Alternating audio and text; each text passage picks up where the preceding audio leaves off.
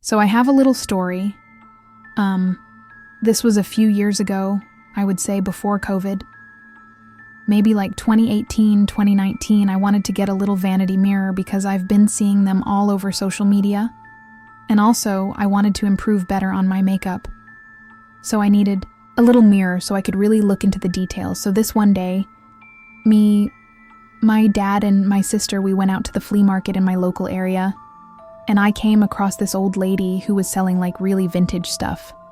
And I saw that she had a little pink vanity mirror, and it had like those little lights on the side, so I thought it was perfect. I was like, wow, like this is so cute. I really would like to buy it. The lady says, oh yeah, that's such a great option. But just so, you know, it is built from the 1950s. That's where I should have like left it, you know. But instead, I purchased it, and I took it home with me. I show my dad the mirror, and I'm like, oh dad, like isn't this mirror so cute? And he tells me, yeah, it is really cute. Let's just hope. It's not haunted. It was a sign. Maybe I should have never purchased it. But it was already too late. I already handed the lady the money. We were already on our way home. It was fine. Whatever happened, happened. I was really hoping it wasn't haunted, but I'd proven wrong. So, once we got home, everyone settled down, dropping off their bags. I went into my room and I started to redecorate my closet. But before I did that, I put on music. So I had this little tiny speaker. I don't have it anymore because it broke down. But I had this little speaker and I put it in my closet. My closet is on the other side of the room, and the exit door is on the other side. So as I was like going on about my day, I started to move a couple things around my room.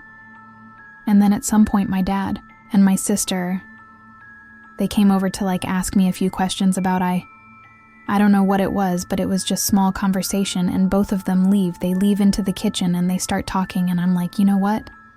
I think I'm gonna go ahead and hang out with them for a little bit. Just give myself a little bit of break from all this cleaning. So I start to exit out of my room, right? All of a sudden, I hear this loud crash. And I was like, okay, I was the last one. Here, let me go ahead and check what fell. Because at first I thought maybe some of the things that I moved around fell. I was specifically looking at this one umbrella that I had. But it was standing right up. It was still where I left it. So I was like, okay, that's kind of interesting, because everything else is like they're in boxes and stuff. Like they wouldn't fall. So I couldn't find anything. I was really confused. So I started to leave my room again. But before I could officially like exit the door, I noticed that the music sounded different. It sounded muffled. So I look around, all of a sudden I see the speaker in the center towards the exit of the room. And I'm like using physics, using science, trying to find an explanation as to how the hell. The speak from the other side of the room went all the way to the other side of the room when nobody touched it. So I was really confused, I was really concerned, and I was like, whoa, hold on. Like, no way. So I go over to my dad and I'm like, Dad, like I played this music on the speaker all of a sudden. It's on the floor, but like in the center of the room. I don't know what happened, I didn't touch it. Nothing happened, like there wasn't even like an earthquake or anything to make it fall, especially that far. So I was really confused. And my dad was also kind of confused because he's like, what, like how did that happen? But he also asked me, he's like, are you sure you didn't do anything? You didn't touch it? You didn't like throw something? Like nothing? And I was like, no, nothing. I was literally exiting the room. I don't understand why that happened. So my dad, he was like, you know what? Don't worry about it. Just keep doing what you're doing. And I was kind of spooked because I was the last one in the room when that happened. So I asked my little sister, I was like, hey, like, can you stay with me as I organize my closet? And she's like, yeah, sure thing. So my little sister is helping me out on the side. I put the speaker back. My dad, he's actually helping me. hang up this mirror. This other mirror that we had. But we've had it for a really long time. Nothing spooky ever happened with that mirror. He hangs it up on the wall, and then he even tugs it. He balances it out. He makes sure that it's secure. Right? When it's in place. My dad starts to leave me and my sister. Our backs are turned away from my dad and the mirror that he just put up. So all of a sudden again, we hear this loud crash. The mirror that the just secured fell off on top of the table where I had my makeup and everything, all the way down to the floor. So it was a huge, huge crash that I jumped up and I screamed. My sister immediately turned around. My dad came rushing in, and we all just stare at that, and we're like, what the hell? So we all stare at it, and we're like, what, my dad? He asked me of my sister. Did you guys get near it? We said no. Did you guys throw something? No. Did you guys do anything? No. Me and my sister were standing where we were standing, and we didn't move because we were scared. My dad was kind of annoyed at this point, but not at us, but just at the weird things that are happening. 'Cause before this incident, nothing happened like this before. So we start to clean up the table. We start to clean up the things that fell. And we noticed the vanity mirror was there. My dad says, I know what, ever since we got that mirror, weird stuff started happening. And I told him, you know what, Dad, you are absolutely right. So we had to get rid of it because it was too much energy that caused physical things to move. And the crazy thing is that before we got the mirror, nothing happened. So the minute we got rid of it, everything stopped. And ever since then, nothing like that has ever occurred in my house, which I'm really grateful for, but scared as hell. What you're about to hear was the worst night of my life. I went out to a downtown club with my boyfriend and his friends on a Saturday night, my boyfriend, and I hadn't been getting along for a while. And at some point in the club, we had an argument. I didn't want to Bether anymore, so I went outside and called an Uber to pick me up. It was raining that night. So I waited under the awning of the building nearby to the club. A white car pulled up in front of me and stopped. I walked over, and the woman driving rolled down the window. She said Uber, and I said yeah, and then her name. She said yes. So I got in the back seat. I asked, how are you? And I'm pretty sure. She didn't answer when I didn't hear our response to my question. I shot a glance up from my phone. For a second, the woman had both hands firmly planted on the steering wheel. She was driving in a very stiff, upright position. She also had very curly hair and a somewhat darker skin complexion. She was driving down the street I usually took to get home, only she was going the opposite way. I didn't want to speak up and correct her just yet because maybe she was taking a different route the further we went away from my house, though the more concerned and frustrated I got. Finally, I spoke up and told her. She was going the wrong way, she said in a horrible thick accent, something about how she was going to the highway. Instead, I knew for a fact the highway wasn't the quicker route thought. Then my phone vibrated, and I looked down to see the notification. From Uber, it said on my screen, "Meet Uber driver." I opened up the app, and it said my Uber had just arrived at the point I was originally standing at, and at the car I was supposed to get in was a black Nissan. At this point, I started saying in a louder voice to the driver that she wasn't my Uber. I asked her to pull over and let me out. When she didn't seem to acknowledge me, I started to actually yell and push at her seat. Even thought the car was moving, and I even tried opening the door. But the child block was apparently on. After a little more yelling, she finally looked at me through the mirror, then pulled off to the side.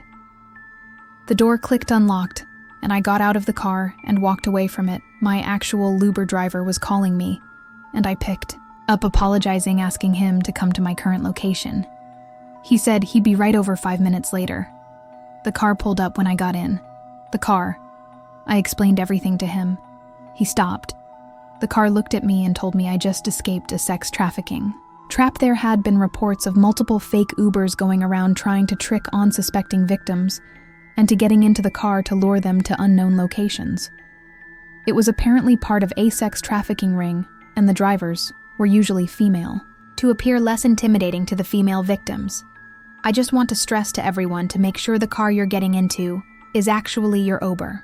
When I was 19 years old, I was still working at a nearby pizza place to help pay for food and gas and stuff. The job was always pretty easy, just taking the order, boxing up the food. When it's done, putting it in a bag and driving it to the given address. I'd done it 1,000,000 times before, and nothing weird ever happened. It was very repetitive. Tips would usually be around $3 to $5, depending on the distance. Sometimes more generous people would give 10 or more, though I remember this order was just a chicken parm hero, and a regular slice. Smaller orders like this usually yielded lesser tips, but I didn't have a choice in which deliveries I did. I was on my way to the address, and of course the house was apparently on a dead-end block. This block had a more rural feel to it than the rest of the neighborhood. One of the houses had an RV sitting on the grass with a small patch of woods. Next to it, the other houses looked like little farmhouses. There was a lot more space on this particular street. And then I pulled up to the address. It was this small, weird-looking house with a huge property sat next to what appeared to be an abandoned house with overgrown grass and shrubs. It was probably around 6 p.m. and it was getting pretty dark out. So it was around the time people would start putting on their lights inside their houses. But all the lights in the house were off, and he noticed the front door seems cracked. Open, I began to walk over to the front door, and I heard a piano being played. It sounded like it was a couple rooms away, at least muffled by some walls or a door or something. I knocked on the door, and then rang the bell after a few minutes, only the doorbell didn't work. Piano was still playing. I felt weird, just walking in. So I walked around the property towards the back. The backyard was a literal mess. Things scattered all over the grass. I even saw a broken, rusty chain link fence just sitting in the middle of the yard. I went to the back door and knocked. Really loud? I looked through the glass of the door and saw nothing except for what looked like a really messy storm room. Clearly, these people were not neat freaks, to say the least, when nobody answered the back door either. I went back around front and called one of the guys at the pizzeriato, confirmed the address with him. He took a second to check what he wrote down, and he confirmed that I was at the correct address. So I went back to the front door, pushed it open, and heard the creepy-sounding piano music still playing. Yelled, "Pizza's here!" The piano stopped. Someone yelled, "Over here!" Then the piano resumed. They were playing this simple yet creepy repetitive song as if on loop. There were also no lights on in this house, so it was almost hard to see in there. I walked straight. Getting closer to the sound of the music, the smell inside the house was very musty and off-putting, and I got halfway into, I guess, what you'd call the foyer. I felt very uncomfortable. I wasn't going to go any further. I yelled them by the front door, "Sir." The music stopped this time for good, and now there was just silence, and back towards the door again, so that I would be closer to the outside. I was expecting to hear footsteps coming towards me, but no. It was just dead silent. I said, "Sir," and a voice from another room said, "Yes. Sorry, I have trouble walking. Could you just bring it in here, please?" I asked, "What room are you in, sir?" And he took a moment to answer back, "If you just walk through the living room, I'm in the dining room." There were no directions on the phone to do any of this, so this was very strange. I thought for a second about my next course of action. I felt bad leaving in the case that this was some old feebleman, just living in a messy house. I started walking through the living room, and there was an opening that led to what I presumed to be the dining room. And being my overly cautious and paranoid self was still suspicious. Instead of walking straight into the dining room, I peeked around the wall, just enough for one eye to see into the room. I saw the piano, but there was noon sitting at it. I also didn't see anyone in the entire room. With that, I quietly but quickly walked back towards the front door, shut the door behind me, and drove back to the pizzeria. I explained that I got a sketchy vibe inside the house. My boss was completely understanding, especially when the alleged customer didn't call back asking why I left. That said, everything I didn't really understand the logic in trying to commit a robbery in your own house. And nor did my boss, or co-workers saw later that night after work. I looked up.